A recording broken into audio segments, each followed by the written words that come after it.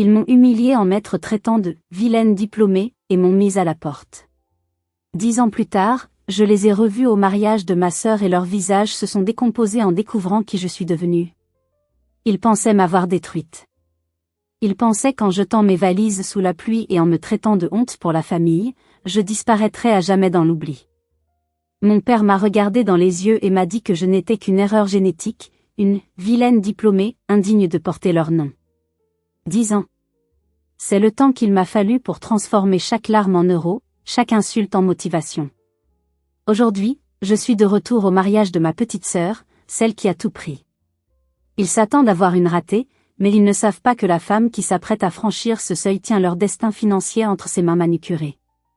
Leurs visages vont se décomposer, et croyez-moi, vous ne voulez pas rater ça. Mais avant de vous raconter comment j'ai fait tomber mon propre empire familial, j'aimerais savoir d'où vous écoutez cette histoire.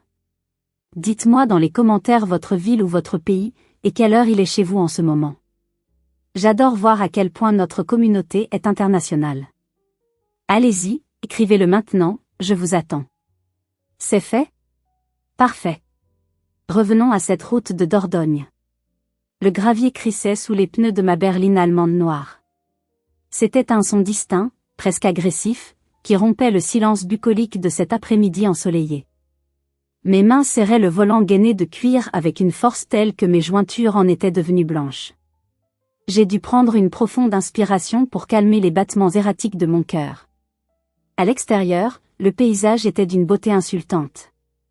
Les vignes s'étendaient à perte de vue, dorées par le soleil de fin d'été, et au loin, les tours du château où se déroulait la cérémonie se dressaient avec arrogance. C'était exactement le genre d'endroit que mes parents adoraient, ostentatoire, coûteux, et parfaitement conçu pour impressionner la galerie. J'ai jeté un coup d'œil au siège passager.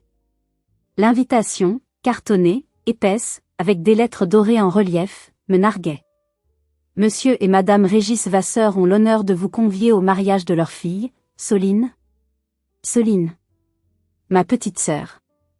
La princesse. L'enfant doré. J'ai garé la voiture à l'écart, à l'ombre d'un grand chêne, loin des regards indiscrets des valets. J'avais besoin d'une minute. Juste une minute pour me rappeler qui j'étais. J'ai baissé le pare-soleil et je me suis regardée dans le miroir.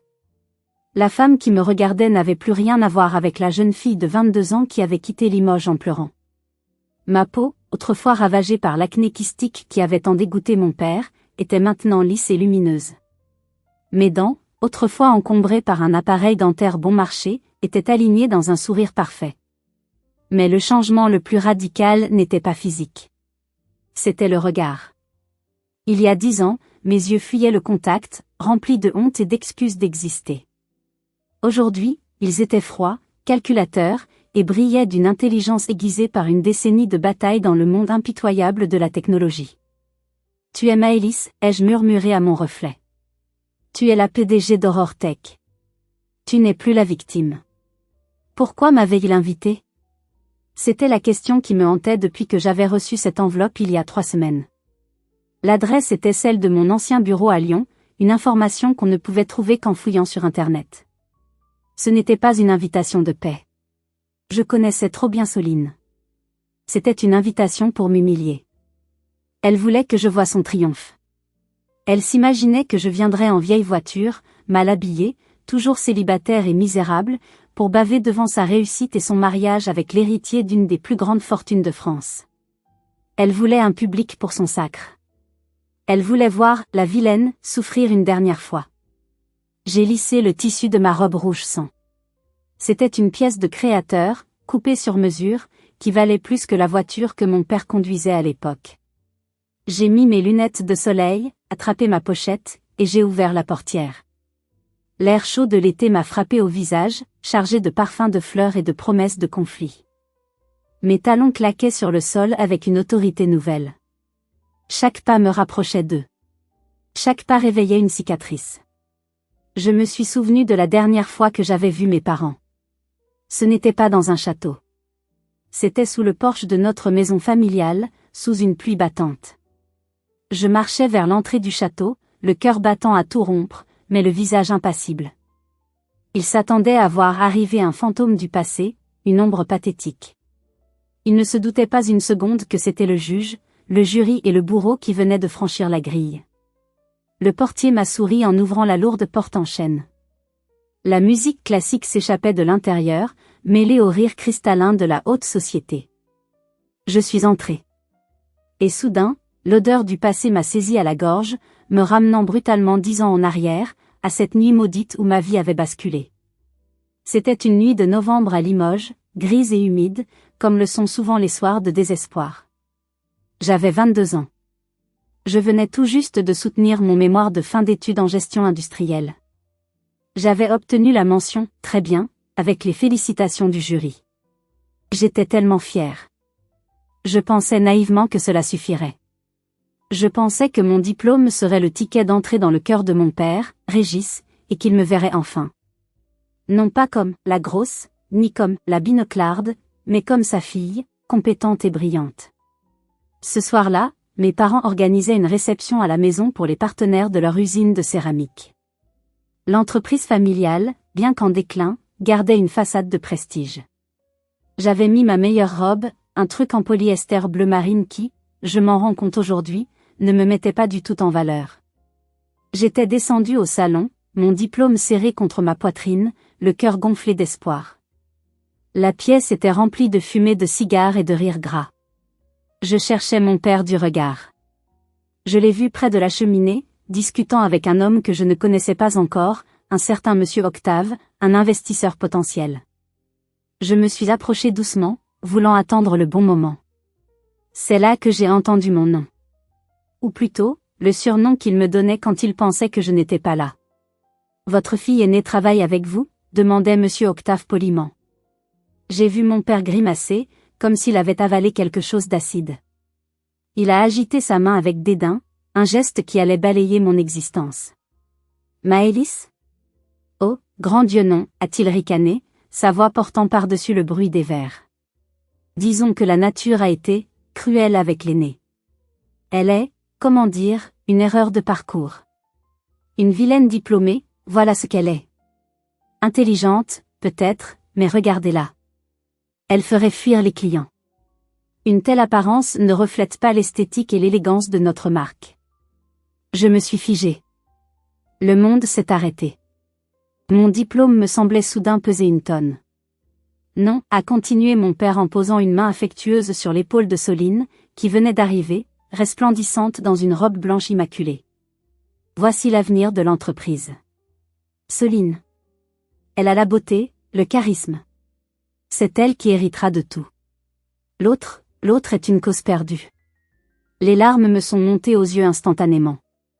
J'ai reculé, heurtant un serveur qui portait un plateau de coupes de champagne. Le fracas du verre brisé a réduit la salle au silence. Tous les regards se sont tournés vers moi. Le liquide doré tachait le tapis persan. J'étais là, rouge de honte, au milieu des débris, comme le monstre qu'il décrivait. « Tu ne peux rien faire correctement ?» a hurlé ma mère, Yvette, traversant la pièce non pas pour voir si j'étais blessée, mais pour inspecter le tapis. « Tu nous fais honte. Toujours à tout gâcher avec ta maladresse et ta laideur. » Je n'ai pas pu me retenir. « J'ai eu mon diplôme » ai-je crié, ma voix se brisant. « J'ai eu les félicitations. Pourquoi ça ne compte jamais? Pourquoi c'est toujours Soline ?» Le visage de mon père est devenu pourpre. Il s'est excusé auprès des invités et m'a traîné par le bras jusque dans le hall d'entrée. Sa prise était douloureuse. « Tu oses faire un scandale » a-t-il sifflé entre ses dents. « Tu oses élever la voix devant mes investisseurs ?»« Je suis ta fille » ai-je pleuré. « Tu es un boulet » a-t-il tranché froidement. « J'en ai assez. Assez de voir ta tête dépressive, assez de tes boutons, assez de ta médiocrité sociale. Tu n'as pas ta place ici, Maëlys. Tu ternis notre image. » Il a ouvert la porte d'entrée. Dehors, l'orage grondait. « Monte faire ta valise » a-t-il ordonné. « Tu pars. Ce soir. » Quoi? Mais pour aller où? J'étais paniquée. Ça ne me regarde plus. Tu as ton précieux diplôme, non? Certain. Débrouille-toi. Je ne veux plus te voir sous mon toit. À partir de maintenant, Soline est notre fille unique. Je me suis tournée vers ma mère, suppliante. Maman, s'il te plaît. Elle a détourné le regard, ajustant son collier de perles. Fais ce que dit ton père, Maëlys. Tu nous as assez causé de soucis. 1 heure plus tard, j'étais sur le trottoir. Une valise à la main, trempée jusqu'aux os, regardant la porte de mon enfance se verrouiller à double tour. À travers la fenêtre, j'ai vu Soline rire, une coupe de champagne à la main. Elle ne m'a même pas regardé partir. Ils m'avaient jeté comme une ordure, uniquement parce que je ne correspondais pas à leurs standards esthétiques superficiels. Je fais une pause ici, car j'ai encore la rage au ventre en vous racontant ça. Dites-moi sincèrement dans les commentaires, si vos parents vous avaient fait ça, qu'auriez-vous fait? Auriez-vous abandonné? Ou auriez-vous cherché à vous venger? J'ai vraiment besoin de lire vos avis, car pendant longtemps, j'ai cru que c'était moi le problème. La pluie se mêlait à mes larmes, salée et froide. Ce soir-là, quelque chose est mort en moi. La petite fille qui voulait plaire à papa était morte. Et à sa place, quelque chose de beaucoup plus dur, de beaucoup plus froid, venait de naître. J'ai pris le premier train pour Lyon le lendemain matin, avec à peine assez d'argent pour survivre une semaine. Les premiers mois ont été un enfer que je ne souhaiterais même pas à Soline. J'ai vécu dans une chambre de bonne insalubre, avec des murs si fins que j'entendais mon voisin tousser toute la nuit. Pour payer mon loyer, j'ai dû oublier ma fierté.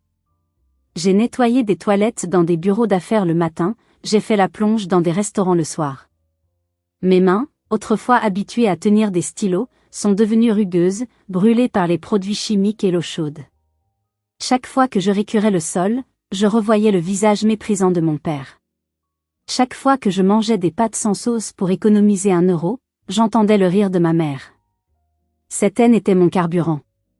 C'était une énergie noire, dense, inépuisable. Je savais une chose, l'industrie de mon père, la céramique traditionnelle, était mourante. Il refusait de se moderniser, s'accrochant au passé. Moi, j'avais une vision. L'avenir, c'était l'automatisation. C'était la robotique de précision. J'ai utilisé mes nuits pour apprendre. Je dormais 3 heures par jour. J'ai dévoré des livres sur l'intelligence artificielle, sur les processus industriels automatisés. J'ai fréquenté les bibliothèques universitaires comme on fréquente une église. Puis, j'ai eu mon idée. HorrorTech. Une solution logicielle et robotique capable de moderniser les vieilles chaînes de production sans avoir à tout remplacer. C'était brillant, c'était économique, c'était exactement ce dont le marché avait besoin. J'ai commencé à démarcher. Personne ne voulait écouter une femme de ménage. Alors j'ai changé. J'ai investi chaque centime économisé dans mon apparence. J'ai soigné mon acné avec des traitements agressifs. J'ai posé des appareils dentaires invisibles. J'ai appris à marcher, à parler, à m'habiller comme les femmes que je voyais dans les magazines d'affaires. Ce n'était pas de la vanité. C'était une armure. Je ne voulais plus jamais donner à quiconque une raison de me rejeter avant même de m'avoir écouté. Le tournant a eu lieu il y a 2 ans, lors d'un salon technologique à Lyon. J'avais réussi à m'y faufiler. J'ai vu un homme âgé, l'air contrarié devant un prototype de robot qui ne fonctionnait pas. C'était Octave. Le même Octave qui était chez mes parents ce soir-là. Il ne m'a pas reconnu. Bien sûr que non. J'étais devenue une autre femme. Je me suis approchée et, en 5 minutes, j'ai diagnostiqué le problème de sa machine. Il m'a regardée avec des yeux écarquillés. « Mademoiselle, vous avez un esprit remarquable, m'a-t-il dit. Qui êtes-vous ? » Je m'appelle Maëlys Vasseur, ai-je répondu, en utilisant le nom de jeune fille de ma grand-mère maternelle pour brouiller les pistes. Vasseur, ça me dit quelque chose, a-t-il murmuré, fronçant les sourcils. Mon cœur s'est arrêté. Mais il a secoué la tête. Peu importe. J'ai besoin de gens comme vous. Voici ma carte. C'était le début. Octave est devenu mon premier gros client, puis mon mentor. Grâce à ces contrats, HorrorTech a décollé. En 2 ans, je suis passé de la femme de ménage invisible à la révélation tech de l'année. Mon compte en banque affichait désormais des chiffres que mon père n'avait vus que dans ses rêves les plus fous. Mais le destin a un sens de l'humour cruel. Octave était le père d'Amaury. Amaury, le fiancé de Soline. Le monde était minuscule. Et maintenant, je suis là. Devant les portes de la salle de réception. J'entends le brouhaha des conversations. Je sens l'adrénaline inonder mes veines. Je prends une coupe de champagne sur le plateau d'un serveur qui me regarde avec admiration une première. Je respire profondément. C'est l'heure. Je pousse les doubles portes et j'entre dans la lumière. Le silence ne s'est pas fait immédiatement. C'était comme une onde de choc, partant de l'entrée et se propageant vers le centre de la salle. Le claquement de mes talons sur le marbre résonnait comme un compte à rebours. La salle était magnifique, je dois l'admettre. Des lustres en cristal, des fleurs blanches partout des lys, les préférés de Soline et une foule habillée de soie et de velours. J'ai repéré la table d'honneur instantanément. Elle trônait sur une estrade, comme un autel dédié à la gloire de ma famille. Mon père, Régis, levait son verre, le visage rougeaud, riant à une blague qu'il venait de faire. Ma mère, Yvette, dans une robe pastel trop jeune pour elle, arrangeait la traîne de Soline. Et Soline ? Elle était belle, je ne peux pas le nier. Mais c'était une beauté froide, manufacturée. Elle tenait la main d'Amaury, le marié, qui avait l'air gentil mais un peu perdu. J'ai avancé droit vers eux. La foule s'écartait sur mon passage, murmurant. Qui est-ce ? Quelle élégance ! Est-ce une actrice ? Je suis arrivé au pied de l'estrade. C'est là que Soline m'a vu. Ses yeux se sont agrandis démesurément. La coupe de vin rouge qu'elle tenait a glissé de ses doigts. Le temps s'est ralenti. J'ai vu le verre tomber, tourner dans les airs, et s'écraser sur sa robe de mariée immaculée, éclaboussant le satin blanc d'une tache sombre, indélébile, comme une blessure par balle. Merde, a crié quelqu'un. Le bruit du verre brisé a fait sursauter mes parents. Ils se sont tournés vers la source du désastre, et leurs regards sont tombés sur moi. Je n'oublierai jamais cet instant. Jamais. C'est l'image que je garderai sur mon lit de mort pour sourire une dernière fois. Le visage de mon père est passé par tout un spectre de couleurs. Du rouge de l'alcool, il est passé au gris cendré. Sa mâchoire s'est décrochée, sa bouche s'ouvrant et se fermant comme celle d'un poisson hors de l'eau. Ses yeux me fixaient avec une terreur absolue, comme s'il voyait un démon surgir des enfers. Ma mère a porté une main à sa gorge, manquant de s'étrangler avec son collier de perles. Elle s'est agrippée au bras de mon père pour ne pas tomber, ses jambes flageolant visiblement. Ils étaient tétanisés. Téatémé, l'expression vietnamienne pour « pâle comme la mort » n'était même pas suffisante pour décrire leur état. Ils étaient liquéfiés. Un silence de mort régnait désormais dans toute la salle. Seul le liquide rouge continuait de s'étendre sur la robe de Soline. Amaury, le seul à ne pas comprendre, regardait sa femme, puis moi, confus. « Chérie ? Ça va ? Tu connais cette dame ? » J'ai souri. Un sourire doux, venimeux. « Bonjour, Soline, ai-je dit, ma voix claire et posée portant jusqu'au fond de la salle. Quel dommage pour la robe. Le rouge est tellement difficile à faire partir. » J'ai tourné mon regard vers mes parents. « Père. Mère. Vous avez l'air surpris. Pourtant, j'ai reçu votre invitation. N'est-ce pas impoli de ne pas accueillir vos invités ? Maëlys, a coassé mon père, sa voix n'étant plus qu'un filet d'air. C'est impossible. Impossible ? J'ai haussé un sourcil, feignant l'innocence. Je pensais que rien n'était impossible pour la famille Vasseur. Après tout, vous avez réussi à effacer une fille de votre vie pendant 10 ans. Faire apparaître l'autre n'est qu'un tour de magie supplémentaire, non ? Soline a commencé à trembler, non pas de froid, mais de rage et de peur. « Qu'est-ce que tu fais ici » a-t-elle sifflé, oubliant son rôle de mariée parfaite. « Vire-la, papa. Fais-la sortir. » Les murmures dans la salle sont devenus une clameur.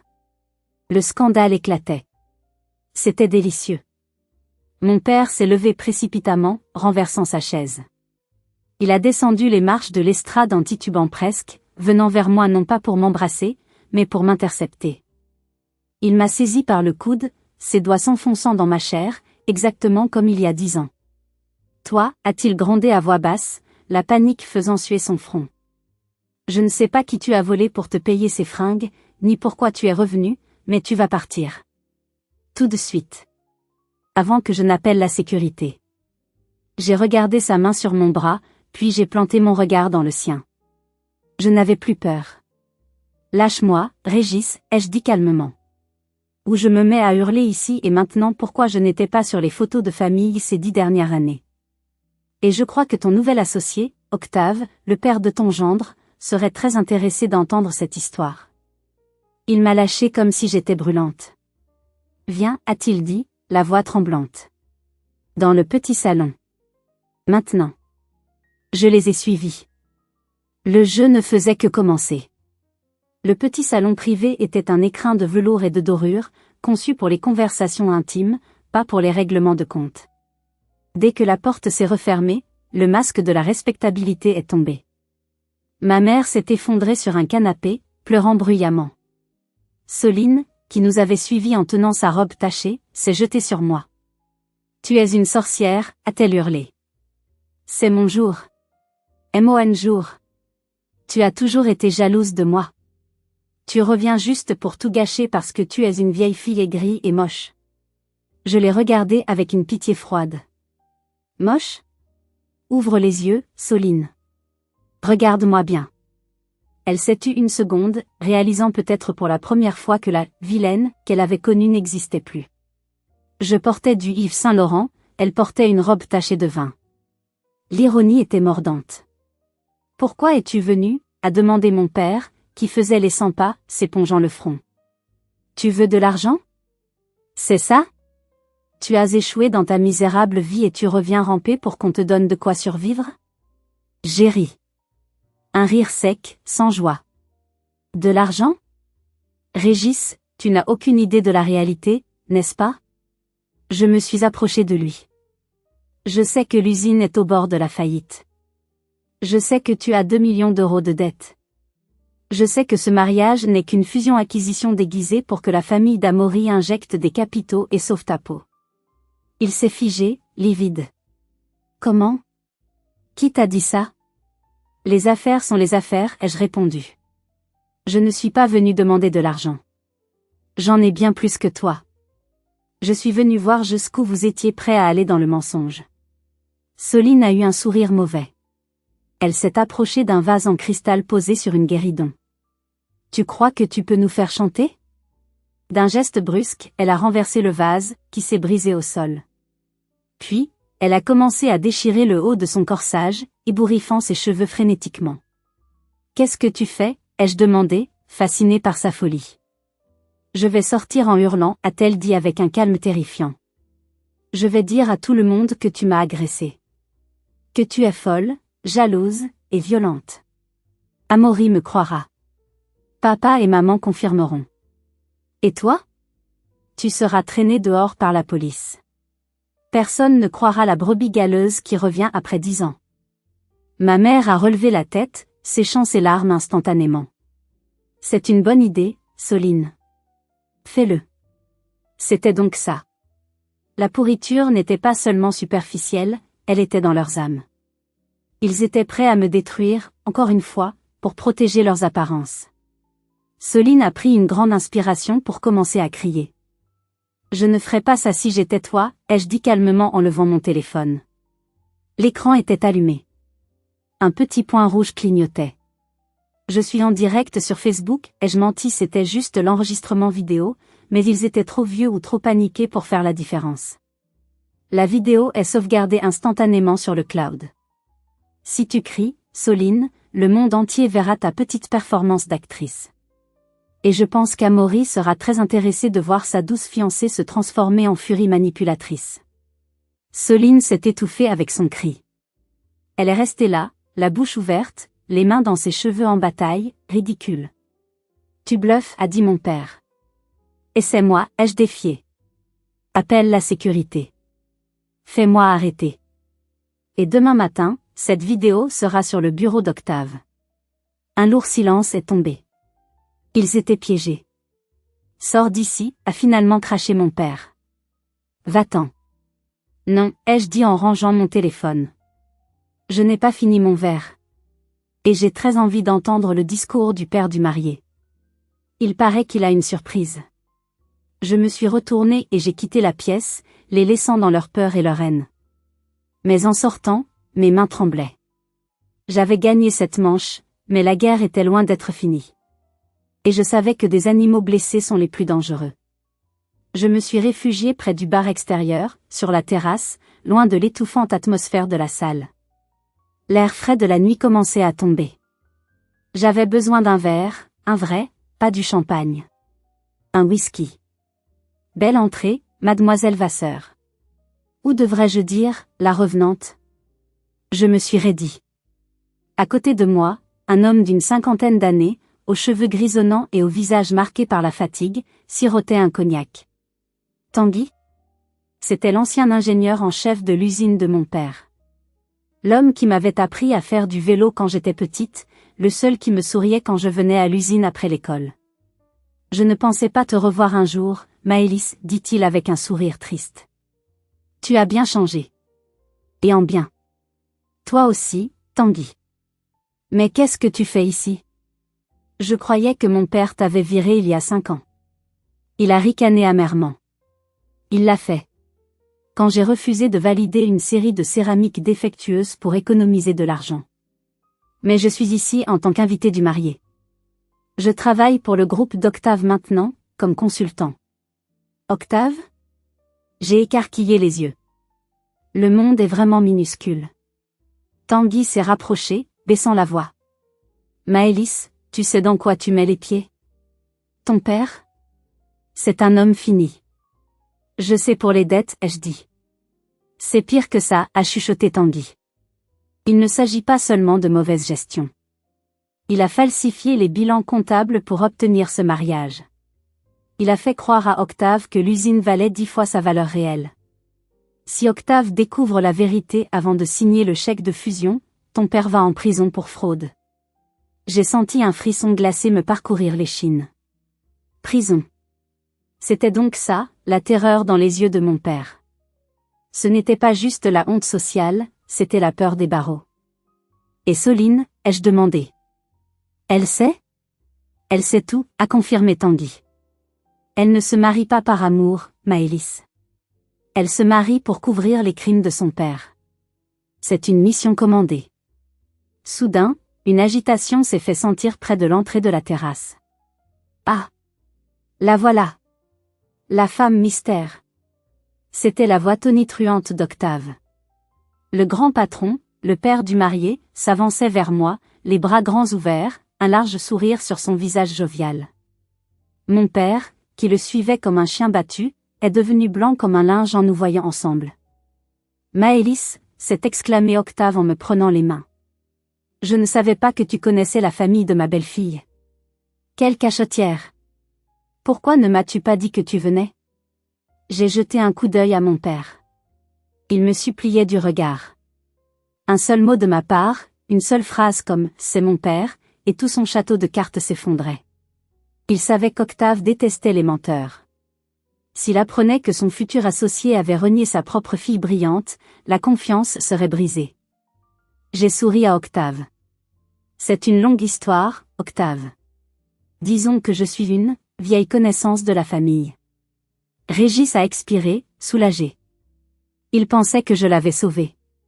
Il se trompait lourdement. Je ne l'avais pas sauvé. J'avais juste aiguisé mon couteau pour le planter plus profondément. Une vieille connaissance? Octave a ri. Allons donc. Régis, vous savez qui est cette jeune femme? Mon père a dégluti difficilement. Non, pas vraiment. Mais enfin, a tonné Octave, attirant l'attention de tous les invités autour de nous. C'est Maëlys Vasseur. La PDG d'Aurore Tech. C'est le génie qui a automatisé mes usines à Lyon. C'est grâce à elle que mon groupe a fait 15% de profit en plus cette année.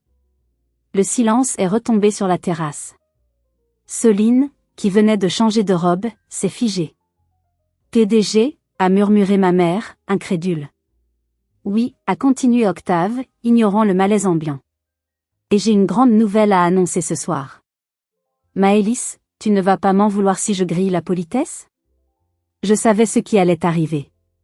Et j'ai vu dans les yeux de mon père la réalisation terrifiante que la vilaine diplômée qu'il avait chassée était devenue le géant qui le dominait désormais. L'heure des discours avait sonné. Nous sommes retournés dans la grande salle.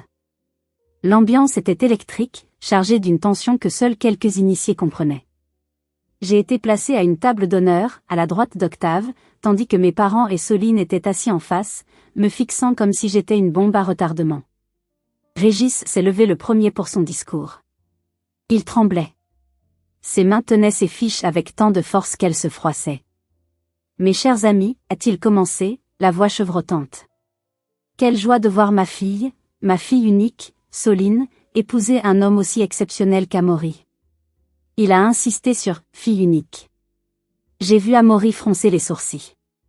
Il avait parlé avec moi. Il savait maintenant que c'était un mensonge.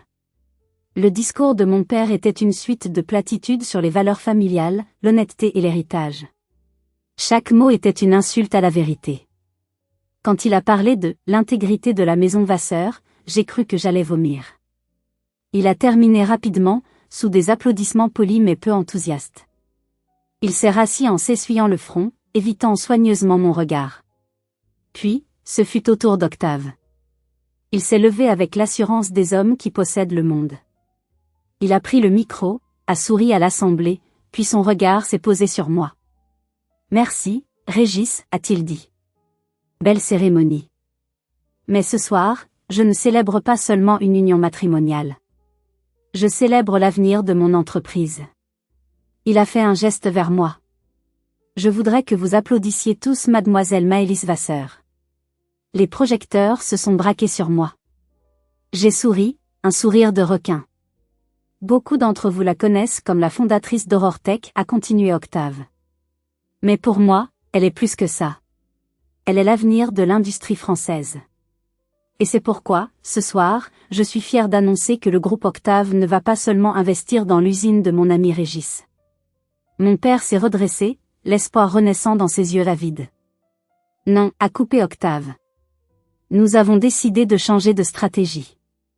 Le groupe Octave va signer un partenariat exclusif de 10 ans avec Aurortech pour moderniser l'ensemble de nos filiales. C'est un contrat de 50 millions d'euros. Un murmure de stupeur a parcouru la salle. 50 millions. C'était une fortune. Et, a ajouté Octave, portant le coup de grâce sans le savoir, Maëlys a accepté de superviser personnellement l'audit de toutes nos acquisitions futures. Y compris, celle de l'usine Vasseur. Le bruit d'une fourchette tombant sur une assiette a résonné comme un coup de feu. C'était fini. Mon père venait de comprendre. Je n'étais pas seulement riche. Je devenais sa patronne. Je devenais celle qui allait décider si son usine vivait ou mourait. L'audit. Ce mot terrible. Cela voulait dire que j'aurais accès à tous ses comptes, à toutes ses fraudes. Régis est devenu gris. Il a porté la main à sa poitrine, respirant difficilement. Soline, elle, me regardait avec une haine pure. Elle réalisait que son mariage, son sacrifice, ne servait plus à rien si je tenais les cordons de la bourse. Je venais de lui voler la vedette, l'argent, et le pouvoir, sans même lever le petit doigt, juste en étant compétente. « Félicitations, Maëlys » a crié quelqu'un. Les applaudissements ont éclaté, nourris, sincères cette fois. Les gens se sont levés pour m'acclamer. Je suis restée assise, savourant ce nectar. Je regardais mes parents, petits, ratatinés sur leur chaise, noyés dans l'ombre de mon succès. Ils m'avaient traité de vilaine. Ils m'avaient dit que je ne réussirais jamais. J'ai levé mon verre vers mon père. « Santé, papa » ai-je articulé silencieusement. Il a détourné le regard, vaincu. Mais le destin n'en avait pas fini avec eux. Le pire restait à venir, et il allait venir d'Amaury, le marié que tout le monde avait oublié. Pendant que la salle célébrait mon triomphe, une personne restait silencieuse. Amaury. Il n'avait pas applaudi. Il regardait sa femme, Soline, puis son beau-père, avec une expression nouvelle, le doute. 10 minutes plus tard, alors que l'orchestre entamait une valse, j'ai senti une main sur mon épaule. C'était lui. « Maëlys » a-t-il dit, sa voix grave et sérieuse. « Il faut qu'on parle. » Dehors. Nous sommes sortis dans les jardins. L'air était devenu frais. Amaury a allumé une cigarette, ses mains tremblant légèrement. « Tu es sa sœur, n'est-ce pas » a-t-il demandé sans préambule. La ressemblance, maintenant que je te regarde de près, c'est évident. Les mêmes yeux. Sauf que les tiens sont vivants. Je n'ai pas nié. Oui. Je suis la sœur qu'ils ont effacée. Il a lâché un rire amer. Soline m'a dit que tu étais morte d'une overdose. Une autre fois, elle a dit que tu avais fui avec un gourou en Inde. Elle m'a menti surtout. Ils t'ont menti parce qu'ils avaient honte, ai-je expliqué. Pas de moi. Mais de ce qu'ils m'ont fait. Je lui ai raconté l'histoire. En entier. Sans omettre les détails cruels. Amaury écoutait, silencieux, fumant cigarette sur cigarette. C'est monstrueux, a-t-il murmuré. Je savais que Régis était un homme dur, mais ça. Et Soline? Elle était complice? Elle avait 18 ans, Amaury. Elle a choisi son camp. Le camp du confort et de l'héritage. Amaury a écrasé sa cigarette avec rage. Je me suis mariée avec une étrangère. Mais il y a autre chose, Maëlys. Quelque chose qui me tracasse depuis des semaines. Il m'a regardé droit dans les yeux. Soline? Elle pose beaucoup de questions sur l'entreprise de mon père. Trop de questions. Elle veut savoir les codes d'accès au serveur, elle veut voir les prototypes. Je pensais qu'elle s'intéressait à mon travail. Mais maintenant tu réalises que l'entreprise de son père est en faillite et qu'ils ont besoin de voler ta technologie pour survivre, ai-je terminé pour lui. Il a pâli. L'espionnage industriel? Amaury, où est ton ordinateur portable? Dans la loge des mariés. Pourquoi? Parce que pendant que tout le monde m'applaudissait, je n'ai pas vu Soline. Elle s'est éclipsée. Nous nous sommes regardés. La même pensée nous a traversés. Merde, a juré Amaury. Il a relevé les pans de sa veste de costume et s'est mis à courir vers le château. Je l'ai suivi, mes talons s'enfonçant dans la pelouse. Mon cœur battait la chamade. Si nous avions raison, ce n'était plus seulement une tragédie familiale. C'était un crime fédéral. Nous avons monté les escaliers 4 à 4. Arrivé devant la porte de la loge, Amaury a posé la main sur la poignée. Elle était verrouillée. Soline, a-t-il appelé. Soline, ouvre. Des bruits précipités à l'intérieur. Le cliquetis d'un clavier. Amaury n'a pas attendu. D'un coup d'épaule puissant, il a défoncé la serrure fragile de la porte ancienne. La porte s'est ouverte avec fracas. Et la scène qui s'offrait à nous confirmait tous nos soupçons. Soline était là, assise au bureau, la robe de mariée remontée sur ses genoux. Le portable d'Amaury était ouvert devant elle. Une clé USB était branchée sur le côté. Sur l'écran, une barre de progression verte affichait « Copie des fichiers en cours ». 89%. Les fichiers portaient des noms explicites, brevet Octave 2025, liste-bas client-bas sensible.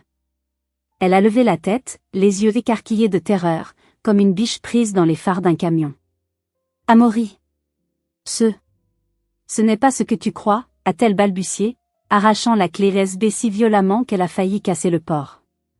Amaury s'est avancé lentement, le visage fermé par une colère froide que je ne lui connaissais pas. Donne-moi ça, a-t-il dit, tendant la main. C'est juste. Je voulais juste mettre de la musique, a-t-elle menti, pathétique. De la musique? Amaury a saisi son poignet. Avec mes codes administrateurs que tu as dû voler dans mon carnet? Tu me voles, Soline? Le jour de notre mariage? Elle a éclaté en sanglots. Mais ce n'était pas des larmes de remords. C'était des larmes de panique. C'est papa, a-t-elle crié, abandonnant toute loyauté. Il m'a obligée. Il a dit que si je ne lui donnais pas les brevets ce soir, l'usine fermerait demain. Il a dit qu'on perdrait tout, la maison, les voitures. Il m'a dit que c'était mon devoir de fille. Je suis restée dans l'encadrement de la porte, filmant la scène avec mon téléphone. Tu es pathétique, Soline. Tu as 28 ans. Tu n'es plus une enfant. Tu as choisi de commettre un crime. Toi, ferme-la, a-t-elle hurlé vers moi. C'est de ta faute. Si tu n'étais pas revenu, tout se serait bien passé. Si je n'étais pas revenu, tu aurais ruiné la famille d'Amaury sans qu'il ne s'en aperçoive, a rétorqué Amaury. Il a pris la clé USB. C'est fini, Soline. Tout est fini. Non. Amaury, je t'aime. Tu aimes mon argent. Tu aimes ce que je représente. Tu ne m'aimes pas. Il a retiré son alliance et l'a posée sur le bureau avec un petit cliquetis métallique qui a sonné comme le glas de leur relation. On descend, a dit Amaury. Mon père doit savoir. Non. Je t'en supplie. Soline s'est accrochée à ses jambes, traînant sa robe souillée par terre. Il va tuer papa. Ton père s'est tué tout seul, a dit Amaury en se dégageant. Nous sommes redescendus. La musique s'était arrêtée. Les invités sentaient que quelque chose de grave se passait. Octave discutait avec mon père près du gâteau. Régis avait l'air de plus en plus malade, sa main crispée sur sa poitrine. Amaury a traversé la salle, la clé USB brandie comme une arme. Il est monté sur l'estrade, a pris le micro des mains du chanteur. Arrêtez tout, a-t-il dit. Sa voix a claqué comme un fouet. Octave s'est retourné, surpris. Fils? Qu'est-ce qui se passe? Il n'y a pas de mariage, papa. Et il n'y a pas de partenariat. Amaury a pointé un doigt accusateur vers Régis. Cet homme m'a utilisé. Il a utilisé sa fille pour voler nos brevets industriels. J'ai la preuve ici. Un cri d'horreur a parcouru l'assemblée. Octave est devenu rouge brique. Il s'est tourné vers Régis. C'est vrai, a-t-il rugi. Régis. Dis-moi que c'est faux. Mon père a ouvert la bouche, mais aucun son n'est sorti. Il a regardé Soline, qui pleurait en haut des escaliers. Il m'a regardé, moi, impassible, filmant sa chute. Il a regardé Octave, furieux. La pression était trop forte. Le mur de mensonges s'écroulait sur lui. Ses yeux se sont révulsés. Il a porté les deux mains à son cœur. Il a émis un gargouillis horrible, puis il s'est effondré en avant, la tête la première dans la pièce montée. Le gâteau géant s'est renversé avec lui dans un fracas de vaisselle et de crème. Régis, a hurlé ma mère. C'était le chaos total. La salle de bal s'est transformée en scène de guerre. Les femmes criaient, les hommes se précipitaient. Ma mère était à genoux dans la crème chantilly, secouant mon père inerte. Appelez une ambulance. Il ne respire plus, hurlait-elle.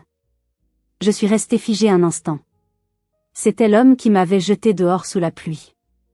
C'était le monstre de mes cauchemars. Et pourtant, le voir là, gisant au milieu des débris de sa vanité, ne m'a pas procuré la joie que j'espérais. Juste un vide immense. Les pompiers sont arrivés rapidement. Les gyrophares bleus illuminaient les murs du château, donnant à la scène une ambiance irréelle et fantomatique. Ils ont pratiqué un massage cardiaque. J'ai vu le corps de mon père sursauter à chaque choc du défibrillateur. Octave était furieux, mais il restait digne. Il a ordonné aux invités de partir. La fête était finie. Le scandale serait dans tous les journaux demain. On a emmené mon père sur un brancard. Ma mère, échevelée, le maquillage coulant sur son visage vieilli, a voulu monter dans l'ambulance. Elle m'a vu. Elle s'est précipitée vers moi, m'agrippant les mains avec ses doigts poisseux de sucre et de larmes. Maëlys. Viens avec nous. C'est ton père. J'ai retiré mes mains doucement. Mon père? Je croyais que je n'étais qu'une erreur génétique, maman. Ne sois pas cruelle. Pas maintenant, a-t-elle sangloté. Il va mourir. Et Octave? Il va nous détruire. Il a dit qu'il porterait plainte. Tu es la seule qui l'écoute. Tu dois nous sauver. Sauver? J'ai répété ce mot, le goûtant. Comme vous m'avez sauvé il y a 10 ans? Je t'en supplie. Elle s'est mise à genoux. C'était pathétique. C'était la femme qui m'avait regardé partir sous la pluie sans un mot. Je viendrai à l'hôpital, ai-je dit froidement. Mais pas pour lui tenir la main. Pour négocier. Je suis allé à l'hôpital de Bordeaux dans ma propre voiture. Le trajet a été silencieux. J'ai pensé à tout ce qui venait de se passer. J'avais détruit ma famille. Non, je me suis corrigée. Ils s'étaient détruits eux-mêmes. J'avais juste allumé la lumière. À l'hôpital, l'ambiance était lugubre. Régis était en soins intensifs. Il avait survécu, mais son cœur était gravement endommagé. Il était conscient, mais faible. Je suis entrée dans sa chambre. Il était branché à des machines qui bipaient rythmiquement. Il avait l'air minuscule dans ce lit blanc. Il a tourné la tête vers moi. Il n'y avait plus de colère dans ses yeux. Juste de la peur. La peur pure d'un homme qui a tout perdu. « Tu es venu ?» a-t-il chuchoté. Je suis venu passer un accord, ai-je répondu, restant debout. Je ne me suis pas assise. Je voulais qu'il me voie d'en bas. Octave est dans le couloir avec ses avocats, ai-je continué. Il a les preuves de l'espionnage de Soline. Il a les preuves de tes fraudes comptables. Tu vas aller en prison, Régis. Et maman et Soline seront à la rue, sans un sou, car tous vos biens seront saisis. Il a fermé les yeux, une larme coulant sur sa joue. Je voulais juste sauver l'héritage. Tu as sacrifié tes filles pour des briques et du ciment, ai-je tranché. Que vas-tu faire? Je peux arrêter Octave, ai-je dit. Il m'écoute. Je peux lui demander de ne pas porter plainte. De ne pas t'envoyer finir tes jours en cellule. L'espoir a brillé dans ses yeux. Tu ferais ça? Après tout ce qu'on t'a fait? Oui. Mais pas par charité. Il y a un prix. Je me suis penchée vers lui. Le prix, c'est tout. Tout, a répété mon père, la voix étranglée. L'usine, ai-je énuméré. La maison. Les terres. Les actions. Tout. Tu vas signer une cession complète de l'entreprise Vasseur à Aurore Tech pour €1 symbolique. Mais, c'est l'œuvre de ma vie, a-t-il protesté faiblement. L'œuvre de ta vie est une fraude en faillite, ai-je rappelé brutalement. Voici l'offre, Régis. Tu signes. En échange, je paie tes dettes personnelles. Je te donne, à toi et à maman, une petite maison de campagne en Corrèze et une pension mensuelle de 2000 €. De quoi vivre modestement, mais dignement. Pas de luxe. Pas de voyage. Juste la paix. Et Soline, a-t-il demandé. Soline est jeune. Elle a 2 bras et 2 jambes. Elle travaillera. Je ne lui donnerai pas un centime. Elle doit apprendre ce que c'est que la vraie vie, celle que tu m'as forcée à vivre. Il a pleuré. C'était la fin de son règne. La fin du patriarche tout-puissant. Il devenait mon obligé. Mon pensionnaire. Si tu refuses, ai-je ajouté doucement, je sors d'ici, je dis à Octave de lancer les avocats, et tu meurs en prison pendant que maman fait la manche. Il a regardé le plafond, puis moi. Il a vu que je ne bluffais pas. La vilaine diplômée était devenue un requin d'affaires impitoyable. Donne-moi le stylo, a-t-il murmuré. J'ai sorti les papiers que j'avais fait préparer par mon avocat sur le trajet, la technologie est merveilleuse. Il a signé d'une main tremblante. J'ai pris le dossier. L'entreprise Vasseur n'existe plus. Bienvenue chez Aurore Céramique. Je suis sortie dans le couloir. Octave m'attendait. Il a signé, m'a-t-il demandé. Oui. Tout est à moi. Tu peux retirer ta plainte, Octave. Je prends la responsabilité des dégâts. Soline ne t'embêtera plus. Octave m'a regardé avec admiration et un peu de crainte. Tu es dur, Maëlys. Plus dur que lui. J'ai eu de bons professeurs, ai-je répondu. Soline et ma mère étaient assises sur un banc plus loin. Soline avait enlevé sa robe de mariée pour mettre un jogging trouvé je ne sais où. Elle avait l'air d'une enfant perdue. Je me suis approchée d'elle. C'est réglé, ai-je annoncé. Papa n'ira pas en prison. Elles ont soupiré de soulagement. Mais les choses vont changer, ai-je continué. Maman, tu pars en Corrèze avec papa dès qu'il sort. La maison de Limoges est à moi. Je vais la vendre. La vendre? Ma mère a octé. Mais nos souvenirs. Mes souvenirs dans cette maison sont des cauchemars, maman. Elle sera vendue. Je me suis tournée vers Soline. Toi. Amaury demande le divorce, évidemment. Tu n'auras rien de lui. Et tu n'auras rien de moi. Mais, je vais faire quoi, a pleurniché Soline. Je n'ai jamais travaillé. J'ai fouillé dans mon sac et j'en ai sorti une carte de visite. C'était celle d'une agence d'intérim. Ils cherchent des gens pour faire le ménage dans les bureaux, ai-je dit en lui tendant la carte. C'est comme ça que j'ai commencé.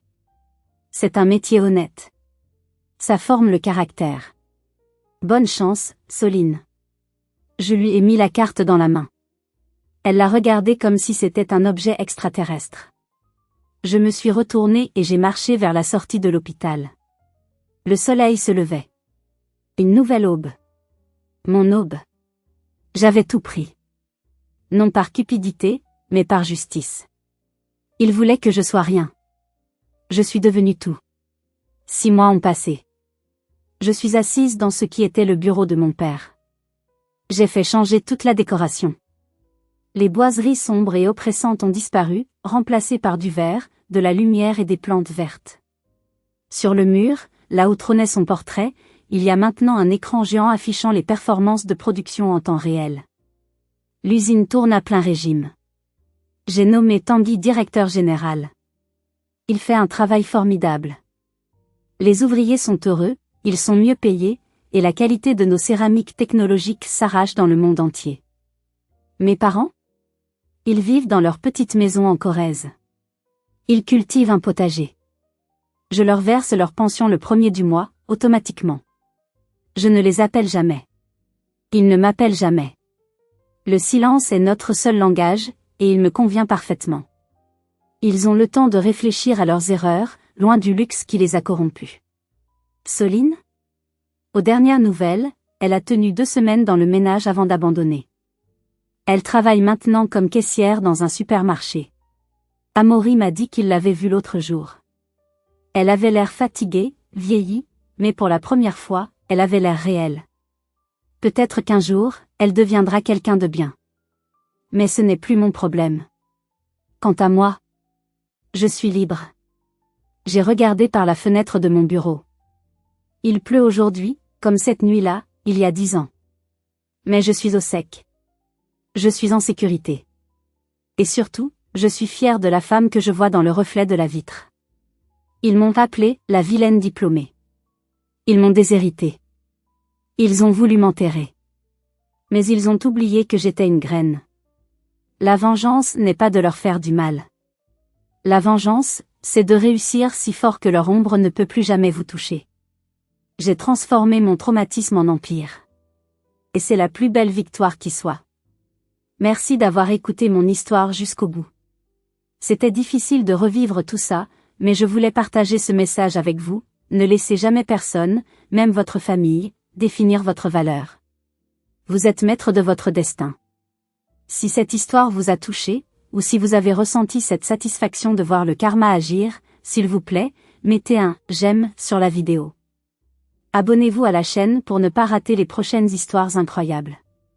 Et surtout, partagez-la avec quelqu'un qui a besoin de courage aujourd'hui. À bientôt. Bro got a point. Had less than 1 death. You know, you're dying a lot there, Tommy. What? Yeah, you're honestly not pulling in your weight enough. Oh, hi, Luna. Luna? Oh no, our kitten is named Luna, and she just crawled on a kitten. That's so cute. Yeah. She just crawled up on my shoulder, and she was just like my Fortnite pet for a second. Fortnite pet. Yeah, you know how they're just on your shoulder, You mean like the the back bling ones.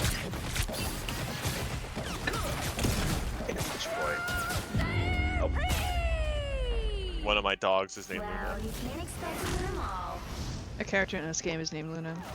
Bro, our kitten Luna is a fucking gremlin. She like the hint of any kind of food. She fucking jumps across the building just for it. So she's like Ah. you. Yes, but like I don't jump because it's too much work. I don't know. Are you still level 6-7? God, I hope so. Yes.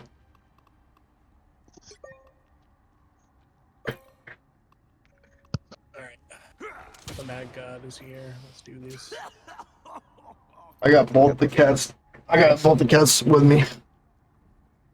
Since I feel rude for leaving on the same game that Cinnamon Toasty has joined, this will be the last one. And I wouldn't have let you leave if you wanted to. Oh, okay. Yeah, I already doxed you, Lightning. What? You'll need a The moment you fucking leave, he'll pull up. I unironically like really need a pee. Oh my god, of course you do. Alright, okay, I haven't played Deadpool yet. Have fun. And have fun. Don't have to be a witch I like his to butt. find the magic. What? Come again? Does Yeah, help. you heard me. Come again. Should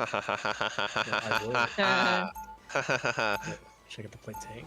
Grown ass man. T-O-M-E. Tank? Grown ass man. Yeah, I'm grown as man. Saying come again. Alright, so I've how do I watched do it this? time. 30 seconds before you attack. Nice and toasty. Oh, Cinnamon and Toasty. Ah, It's slice and dice. Avengers together, way back when. If only Pietro were here to share in the moment.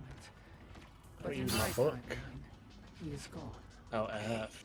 If anyone could outrun the end of all So that is, upgrade. Wanda, alright guys, your brother. let's win this The one. battle starts in I 5, feel like losing actually. 4, No. 3, Oh, okay. Oh, okay. Flame shield. 1. Go get away from my monitor cord, Luna. Luna, you're gonna unplug my monitor.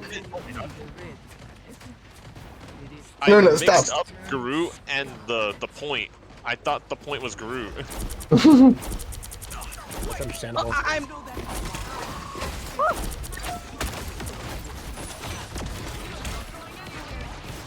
Yeah, I need a Sis. little heal. Need a little quick revive. Oh my god, where am I? I never took that floor before. Tommy, I can't hear you if you're far away. My thumbs. Ah, hitting my shots.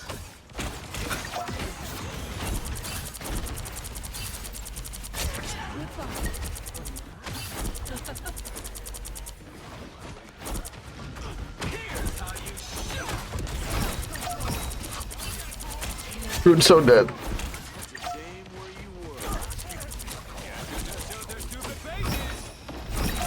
Uh oh, Daredevil.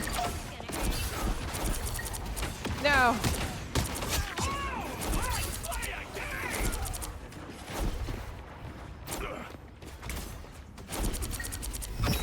Oh, what? He's still low. Halfway there. Keep going. Trying to make a double jump.